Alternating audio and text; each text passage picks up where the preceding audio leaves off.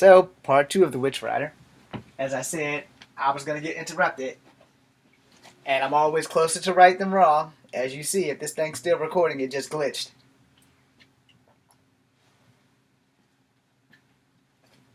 And so did the lights. Excuse me. So, when you're a child, and you're laying on your stomach or your back, and this thing is on you with all of its weight, all of its might, and it's just sitting there. It's choking you and choking you and choking you. And then you ask adults, how do you deal with it? And they give you some piss-anty-ass solutions that sadly don't always work. You know, it's time for the survival of the fittest. And with these entities, I found out the one thing that no one else knows or should know. And I'm going to give this to you. I'm going to give this to you as a gift. So, I'm going to jump to my last attack. I'm skipping all the rest because it's not really worthy of getting into all the details of it. I was 15 years old. And no, what I'm about to tell you is not to promote Magnum P.I. with Tom Selleck. But I owe them everything. So, the episode of Magnum P.I., I have no idea what it was, but Magnum was shipwrecked. Actually, he was capsized, or he was a man overboard, rather. And he was swimming with a shark. In light of more recent shark attacks, this is very sensitive, so if you've been attacked or you know somebody who's been a shark attack, this is not something to influence that. You know, I'm definitely sorry if you've been attacked by a shark and stuff like that. But Magnum P.I. was in the water with the shark. And though the actor Tom Selleck was probably not in any real danger, it was the last thing I seen that night before I went to sleep. So, I had remember making fun of my father for being a grown-ass man and being afraid of the dark, and the Witch Rider had got him like about a month before the last attack that it got me. And I laughed and I laughed and I laughed because the attacks had subsided for a couple of weeks or whatever, and then it wouldn't get me. And this one summer, it had like really subsided to where it wasn't really bothering me like it was until that day. So my dad had to go to work early. He had to go to work at 5 something. So like he had to be there by 6. So he got up at 5 o'clock, got a shower on, woke me up to let him lock him out the house or whatever. And so all our windows were sealed because my dad had one air conditioning, and he plastered the whole windows with big plastic bags and nailed them or taped them or whatever the hell it was so that the house would stay sealed. Because down in the South, when you're poor, that's just what you do. And in Smithfield on Riverview, that's what we did. He had the whole window sealed, and he had that one air conditioning and had it on. He said, do not cut this air conditioner off under no circumstances. Don't cut the bitch off. No, I'll cut it off when I get home. I'll cut all the house fans on, and the house will stay cool. And that's what we did. So that morning, he got up at 5. He got in the shower. About 5:25, he woke me up. You know, because my favorite cartoon would be coming on at about 6 o'clock, and that would be the Bionic 6. So that was neither here or there, but it was a good cartoon, and it was a family-oriented cartoon. So, as I said, the night before, I watched Magnum P.I. That morning, we got up. My dad's house had these old-timey prehistoric fucking locks that you would have to like use a chisel to knock across to unlock the bitch. So, and that was on the back door. So we went and we made sure that that door was locked first. He said, I don't want you going back to sleep. I want you locked in this damn house so that can't nobody get you. So we locked that door. Then we went to the front and we unlocked the door with the key. Then he went outside. I hooked the screen door. Then I went back in. I hooked the deadbolt. I hooked the chain. And I hooked that prehistoric lock with the key. Left the key in the door because Dad would call me if he needed anything. But he knew to let the phone ring at least 7 times so I could run from my room all the way down the hall, through the living room, into his room, because my bed was blocking the door that was adjacent to his room. So I couldn't just open the door and push it because his bed was also blocking the door.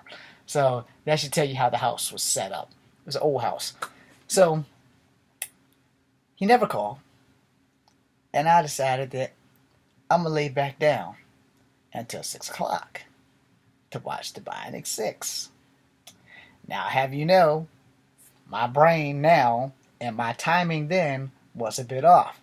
The Bionic 6 did not come on at 6 o'clock. It came on at 7. Because when this event took place, it was damn near 6:30 when the shit went down. So, I'm laying in bed, and I'm sleeping good, you know. I just got back to sleep. It's like maybe 6:05. Maybe. Might have been earlier, might have been later. But I know by 6:30, there was a rumbling in my sheets, and it wasn't me and the Bionic 6. So I'm laying in bed, and all of a sudden, and I'm on my side, by the way. I'm on my left side, because the TV's right there. My body's laying this way. And I'm in a bed way bigger than the bed I'm in now. I'm just sleeping. And then I feel this grip. You know, it's like, boom. And the grip is so strong. I'm thinking, okay, Dad. Why are you doing this, Dad? You can stop playing, Dad. But my dad wasn't in the house. No one was in the house but me and this thing. And I'm sitting there thinking to myself, wait a minute. I locked my dad out the house. I locked the kitchen door, which was technically the back door because there was 2 doors there, but one was the back door went into the hallway, the kitchen. The house was set like this. There's a door right here, which is the front door. You have a screen door, a front door, and you can go straight to the back. You have a screen door and a back door. But you also have a door in the kitchen that goes into that corridor that takes to the kitchen, into the outside. So all those doors were locked.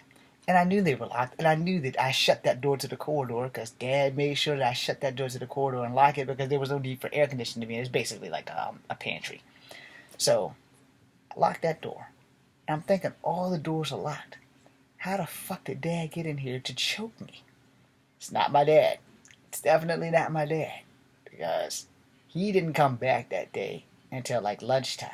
And even though he worked down the street, he didn't come back until lunchtime. But that wasn't a problem because I sure as hell told him what happened when he called. So this thing is choking me. It's choking the shit out of me, right? And if memory serves me right, I'm struggling and I can't move. And I'm just being pushed into the cover and I'm like, what the fuck? You know, I can't move. Why can I not move? And it's like the grip was getting tighter and tighter and tighter. And then Magnum P.I. started playing in my head. And I said, because also, I think a month before that, we went to go see Lethal Weapon. I don't remember which Lethal Weapon, but it was one with the toilet being blowed up. He said, I'm going to count to 3 and pull you off the toilet. So I said, okay, I'm going to count to 3. And unlike Magnum P.I., I'm not going to make this thing disappear.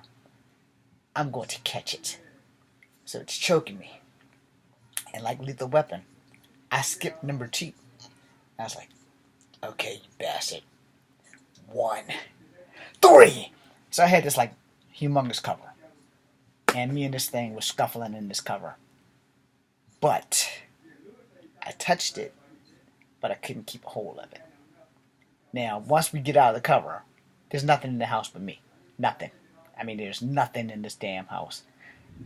We had a stuffed parakeet on the mantle, which it slept in my room. I don't know, it was a dead parakeet, but it was there in a glass jar. And then we had goldfish, and they were still alive.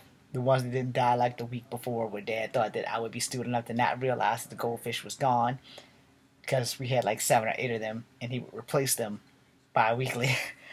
So I'm all over the place. I'm looking in the house. I'm looking in the pantry cabinets. I'm looking everywhere. And ironically enough, we had a neighbor named Ada that lived above us. She was a Zofted lady.